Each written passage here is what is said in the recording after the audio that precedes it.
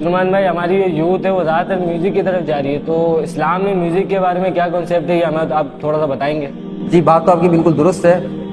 Concept تو ہمارا music کے حوالے سے اس حد تک چینج ہو چکا ہے کہ ہم اس بات کو ماننے کے لیے تیار ہی نہیں کہ دین اسلام کے اندر میوزک کی کس حد تک ممانعت آئی ہے۔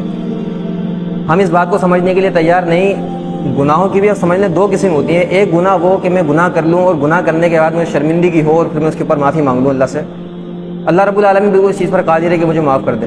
ایک گناہ وہ کہ میں گناہ کروں اور اس گناہ کو جو ہے میں شیئر کر رہا ہوں آگے، مطلب کہ میں شرمندہ ہی نہیں ہوں، گناہ کو گناہ ہی نہیں سمجھ رہا۔ مثال کے طور پر فیس بک پر شیئر کر دینا، واٹس ایپ کے اوپر اسٹیٹس لگا دینا۔ اب کوئی میرے اس گناہ کو، میوزک جو ہے ایک حرام چیز ہے، اسلام کے اندر حرام ہے، اب کوئی اس چیز کو جو ہے سیو کر لے اور آگے شیئر کر دے، اب قیامت تک مجھے نہیں پتا کہ وہ گناہ کہاں تک جائے گا۔ میں خود تو توبہ کر لوں گا، لیکن جو لوگ اس گناہ میں شامل ہو رہے ہیں اگر وہ توبہ نہیں کرتے، ان کا گناہ کس کو ملے گا؟ مجھے ملے گا۔ لیکن میں اس بات کو ماننے کے لیے تیار نہیں، ہماری یوتھ اس بات کو ماننے کے لیے تیار نہیں۔ جی بالکل اسی طرح عبدالرحمن بھائی، جیسے آپ نے کہا کہ اللہ کے نبی کس حد تک سانگس کو، میوزک کو ناپسند کیا کرتے تھے، کہ حدیث میں تو یہاں تک آتا ہے کہ اللہ کے نبی کسی راستے سے گزرتے تھے اور اگر ان کے کانوں میں موسیقی کی، گانے کی، سانگس کی آواز آتی تھی تو اللہ کے نبی اپنی انگلیوں کو کانوں میں ڈال لیا کرتے تھے، اور پھر کانوں میں ڈالنے کے بعد جو ساتھ ساتھ صحابہ کرام چل رہے ہوتے تھے ان سے سوال کرتے تھے، ان سے پوچھا کرتے تھے کہ اب آواز آ رہی ہے سانگس کی، اور جہاں سانگس کی آواز آنا بند ہو جاتی تھی تو پھر اس کے بعد صحابہ کرام بتا دیا کرتے تھے کہ ہاں اب اللہ کے نبی آواز آنا بند ہو چکی ہے،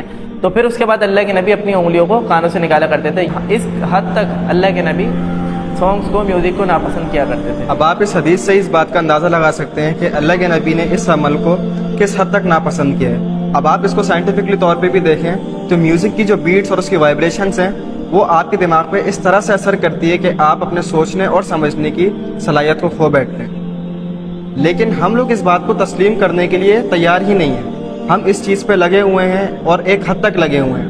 اللہ تعالیٰ ہمیں ان چیزوں سے بچنے کی توفیق عطا فرمائے جن پہ اللہ اور اس کے نبی نے انکار کیا ہے۔